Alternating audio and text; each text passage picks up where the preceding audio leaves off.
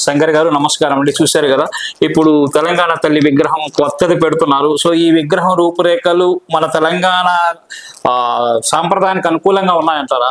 చూడండి, ఇక్కడ మనము విగ్రహాలు కావచ్చు, రాజకీయ చిహ్నాలు కావచ్చు, ఇవన్నీ కూడా ఏంటంటే ఆయా ప్రభుత్వాలు వాళ్ళకి ఇష్టం వచ్చినట్లు చేయడం అనేది మనం గతంలో కూడా చూస్తూ వచ్చాము. అయితే ఇది కొత్త రాష్ట్రం అవడం వల్ల కొన్ని సాంప్రదాయాలు అనేవి కొత్తగా ఏర్పడుతున్నాయి. ఎందుకంటే గతంలో మనం ఆంధ్రప్రదేశ్లో ఉన్నప్పుడు వాళ్ళు రాష్ట్ర చిహ్నంగా పూర్ణ కుంభాన్ని తీసుకోవడం జరిగింది. అయితే ఆ తర్వాత కంటిన్యూస్ గా ఒకే రాష్ట్ర ప్రభుత్వం ఏదైతే కాంగ్రెస్ ప్రభుత్వమే వరుసగా 30 నుంచి 40 సంవత్సరాలు పరిపాలించడం వల్ల ఆ రాజకీయ చిహ్నాలు కావచ్చు అవన్నీ కూడా అలా స్థిరపడిపోవడం జరిగింది. ఆ తర్వాత వచ్చినటువంటి ప్రభుత్వాలు కూడా ఇక వాటి జోలికి వెళ్ళలేదు, అలానే వదిలేయడం జరిగింది. అయితే ఇక్కడ ఆసక్తికరమైన విషయం ఏంటంటే తెలంగాణ రాష్ట్రంలో ఒక కొత్త ప్రభుత్వం, రాష్ట్రమే కొత్తగా ఏర్పడింది. అలాంటప్పుడు దీని సాంస్కృతిక చిహ్నాలు ఏముండాలి ఏంటి అనేది ఒక రెండు రాజకీయ పక్షాల మధ్య భిన్న అభిప్రాయాలు అయితే ఉండే అవకాశం ఉండి మనకి కనిపిస్తుంది. అందులో భాగంగా టిఆర్ఎస్ ఎవరైతే ఉన్నారో, టిఆర్ఎస్ అంటే ఇప్పుడు ప్రస్తుతం బీఆర్ఎస్ పార్టీ తాము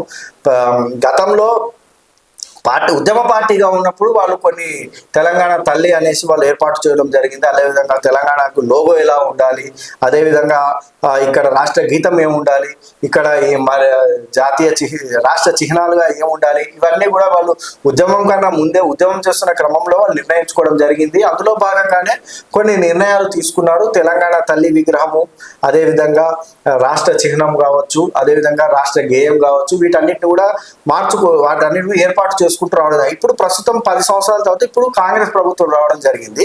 అయితే వీటిపైన కాంగ్రెస్ పార్టీ కొన్ని అభ్యంతరాలు తెలియజేసింది. గతంలో కావచ్చు, ఇప్పుడు కావచ్చు.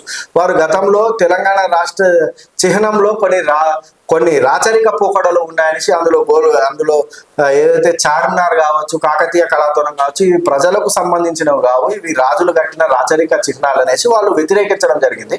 మేము అధికారంలోకి వస్తే వీటిని మారుస్తాము అనేసి వాళ్ళు స్పష్టంగా వాళ్ళు చెప్పడం జరిగింది. వాళ్ళు గతంలో అందుకు తగ్గట్టుగానే ప్రస్తుతం ప్రజలు వాళ్ళకి అధికారం ఇచ్చారు. మరి వాళ్ళు ముందుగానే వాళ్ళు హామీ ఇవ్వడం జరిగింది. ప్రజలు ఒకవేళ వాళ్ళని తిరస్కరించి ఉన్నట్లయితే, ఈ ఎన్నికలు ఓడించి ఉన్నట్లయితే వాళ్ళు ఏదైతే ప్రతిపాదన పెట్టిందో ప్రజలు వాటిని ఆమోదం చేయలేదని మనం భావించవచ్చు. కానీ ప్రజలు వాళ్ళని గెలిపించడం ద్వారా వాళ్ళు కాంగ్రెస్ పార్టీ ఏవైతే చెప్పిందో ఆ హామీలను వాళ్ళు నెరవేర్చాల్సిన అవసరం ఉంది. అందులో భాగంగానే వాళ్ళు వాదిస్తారు. నేనేం దానికోసము అది ఖచ్చితంగా ప్రజలు ఇచ్చిన తీర్పుగా నేను చెప్పడం లేదు, కానీ ప్రజల అభిప్రాయంగా నేను చెప్పడం లేదు, కానీ వాళ్ళు ప్రజా తీర్పునే తమ ప్రజల అభిప్రాయంగా భావించే అవకాశం ఉంటుంది ప్రభుత్వాలు. అందులో భాగంగానే మేము ముందే చెప్పాము కదా, అందుకు అనుగుణంగానే మేము మారుస్తున్నామని అన్నారు. గతంలో రేవంత్ రెడ్డి గారు పిసిసి చీఫ్గా ఉన్నప్పుడు కూడా తెలంగాణ తల్లి విగ్రహము ప్రస్తుతం ఉన్న రాచరిక పోకడలు ఏవైతే కిరీటం ధరించింది, ఆమె బంగారు నగలు వేసుకుంది, ఈ విధంగా ఉంటే మాకు ఇది ఒక రాచరిక పోకడల లాగా ఉంది, పేదింటి బిడ్డలాగా లేదు మా తెలంగాణ తల్లి, ప్రకృతి సహజ సిద్ధంగా లేదు అన్న ఉద్దేశంతో మేము మారుస్తామన్నారు. అందులో భాగంగా ప్రస్తుతం ఆమెకి తెలంగాణ తల్లి రూపంలో కిరీటము, బంగారు ఆభరణాలు ఇవన్నీ తొలగించడం జరిగింది. ఒక హిందూ దేవత లాగా ఉన్నటువంటి దాన్ని ప్రస్తుతం వారు ఒక తెలంగాణ ఆడపడుచులాగా ఆమెని చిత్రీకరించడం జరిగింది. తెలంగాణ తల్లి విగ్రహాన్ని అది వాళ్ళకు నచ్చినట్టు వాళ్ళు చేస్తారు. ప్రభుత్వాలు ఎప్పుడైనా సరే తమకు నచ్చినట్టు చేస్తాయి తప్ప అధికారం వచ్చినప్పుడు వాళ్ళు అలానే ప్రవర్తించడం జరుగుతుంది. మళ్ళీ రేపు పొద్దున బీఆర్ఎస్ ఒకవేళ వచ్చిన వాళ్ళు వీళ్ళ చిహ్నాలను తొలగించడం జరుగుతుంది.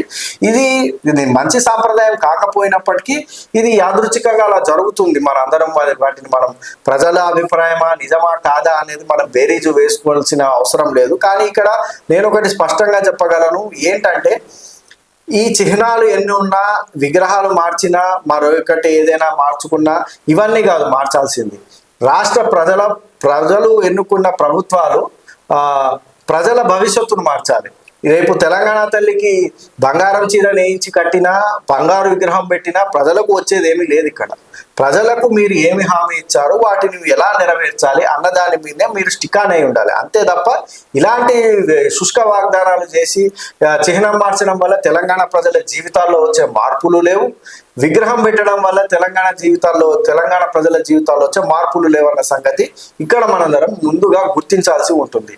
ఇక్కడ చేయాల్సిన రాజకీయం అంతా కూడా వీళ్ళు దీన్ని చుట్టే చేస్తున్నారు తప్ప అటు ప్రతిపక్షం కావచ్చు, ప్రజాపక్షం కావచ్చు, ప్రస్తుతం ఉన్నటువంటి అధికార పక్షం కావచ్చు, ఈ ఇరువురు కూడా ఇలాంటి వ్యర్థమైనటువంటి ప్రయత్నాల జోలికి వెళ్లకుండా ప్రజా సమస్యలపైనే మాత్రమే చర్చ జరగాల్సిన అవసరం ఉందని అయితే స్పష్టంగా చెప్తాను.